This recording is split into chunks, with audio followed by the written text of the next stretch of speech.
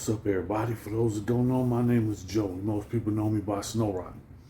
Uh, Today, I wanted to go back to the worst beating I ever took. It was at the hands of the correctional officers in prison. So, at this time, let me lead you up to where I am, So, I started out, white boy in all black neighborhood, grew up, got put on the streets when I was 13. Ended up in gang banging and became a Crip, a white, blonde hair, blue eyed Crip. Wasn't easy. So, now I'm in prison, and this is my first time in prison. And I done started out, went from one prison, got into went to another prison, became level 2, went to another prison, and now here I am, level 3.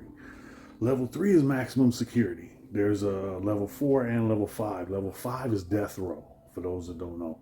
Level 4 is like just about everybody on the yard has a life sentence. And some people with life without, they can't leave these prisons.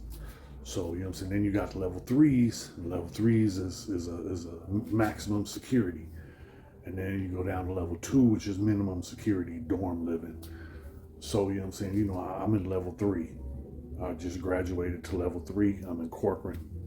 And as soon as I get off the bus, I came with attitude. I was gang banging. I was, I'm trying to make a name for myself. That's what my whole life has been about for a long time. When I was a kid, all I wanted was a name and a reputation. And, it took me, being on the streets to joining up with a group that, helped me out, got me out of the streets and put me in the house. Yeah, but they put me in the house to sell crack. One thing led to another, now I'm full-fledged gangbanging. And I'm talking about when gangbanging was gangbanging. We in the early 80s, so crack was everything. So, crack is money. One thing led to another. Now here I am, I get to corporate. And I got, like I said, I'm trying to make a name for myself. So I've been fighting my whole way, and now in prison, I'm not expected to survive because I'm white, and the way the prison politics are, I'm supposed to be with the whites. But because I'm with the blacks, I'm considered a race traitor. So this goes on for, my whole time. It's still an issue. I still have situations where I don't know, who to trust and is he still involved? When I see people's tats, it's like, oh, okay, he was, part of this group, and this group was the group that, trying to take my head for years, and so I'm still working on it. But at this time, I'm, young, dumb, full of cum, and ready to get some. So I got into a bunch of trouble, went from, level 1 to level 2 to level 3, getting into trouble, getting into fights, getting into it with people because, I'm trying to prove to you, this Crip, and, ain't no other way about it. So this goes on and this goes on, and I finally get to where I'm supposed to be. And as soon as I get there, the cops let me know, look, you can't. And I'm like, yeah, I can, put me up in here and I'll deal with it. But I'm talking shit. So, the cops think I'm just a big mouth. And, one thing leads to another. And the officer is talking, talking mess to me. I was called a wigger and a wannabe. And people who don't know, yeah, you can find out what that is. So that's what people have always, you want to be this, you think you that, I don't want to be black. I don't pretend to be black. This is the way I was raised. This is the way I came up. I'm from Southeast San Diego. I was put on the streets when I was 13. I got taken in by the community. The community at the time in Southeast was black and Mexican, Hispanic. But, for the most part, the blacks took me in, and I was, raised as Crip. So now I'm not fixing to go to prison and then just turn my back on the people that, raised me. So being hard-headed in prison, the politics don't allow for that because I'm white, I'm a Crip. That don't work. So it's issues wherever I go. So now here I am. I get to corporate. I come from getting in trouble and I'm going to the shoot.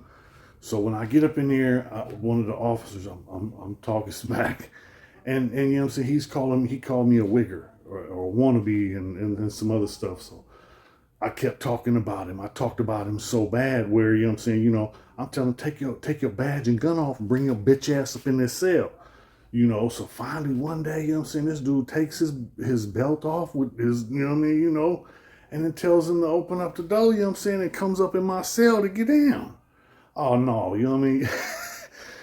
So I'm, you know what I'm saying, the dude is bigger than me. You know what I mean? He got a little size on me. At the time, I'm a lot younger. I didn't weigh this much. I was about 240 though. You know what I mean? I'm not a little guy. I was about 220 back then. So, you know what I mean? I'm not a little guy. You know what I'm saying? I'm 6'2", 220. And I got meat. So the dude, you know what I'm saying, I figured he come to fight. And the dude comes up in the cell, tries to grab me. But when he grabs me, I've been in these cells fighting for a long time. I'm not supposed to be wrestling with you. I'm just gonna make, here, touch this locker, here, touch this bunk, here, touch this wall. I'm gonna bounce you off of everything in the cell. So then finally he lets me slip him into a chokehold. I lock in on him and that's it, it's over. Man, you know what I'm saying? You know what I'm saying? The dude tapped out. Once he tapped out, I let him go. I let the pig go. Pig gets up and gets out of my cell. Ooh, it's people on the tier, you know what I mean? Everybody's talking shit. So, you know what I'm saying? I'm wolfing out the cell afterwards. Yeah, that's it. You ain't gonna bring your bitch ass up in this cell again. But now that was cold because I didn't know how it goes. I don't know what I'm doing. I'm a young kid, right? Yeah, well, like 3 a.m, all of a sudden, now I'm in the shoe program. If anybody knows, your cell door doesn't open until you put on handcuffs. Back your hands out the tray slot, put cuffs on you, then they'll open your door. But your door doesn't open unless it's 50. If they have to extract a cell extraction, they have to pull you up out their cell, they will come up in there and they will come up in there with like 20 cops and they will smash you and then they will beat the brakes off you. Because this is how I found out. So, you know what I'm saying, it's 3 a.m. and all of a sudden my door starts opening. I jump up and it's over with, you know what I mean? Because I get tackled, all of them dive on top of me. And after that, you know what I'm saying, they spread me out and just beat me and beat me. Look, I remember, you know what I'm saying, getting hit from all angles, but it was like people holding me. I couldn't move. And they was just beating me. I passed out with a cop kicking me in the nuts. I wake up in my cell like the next day. I don't even move off the floor. It's so bad. The pain in my body, they didn't hit me in my face or my head. But from my shoulders to my feet, they beat the bottom of my feet. They beat my calves, they beat my thighs, they beat my back, they beat my sides, they beat my arm, they beat the shit out of you. I had blue, purple marks all over my body where they beat the shit out of me. I was pissing blood for 2 weeks. Now this is goon squad. If you know anything about, prison, this is the goon squad. The goon squad don't play. So, because I didn't know, but I made that cop look bad. So they can't allow that. So they whooped my ass. They beat the shit out of me. Now here it is, a month later, I go, to my little, my classification. And then it's before I go to classification, a lieutenant calls me in the office with a recorder.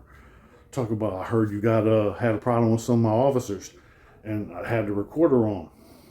I'm not saying nothing. So, I let him know, so he turns the recorder off. He's like, what? You could talk, speak. And I'm like, look, man, I don't know what you're talking about. So you didn't get into it with none of my officers? No, sir.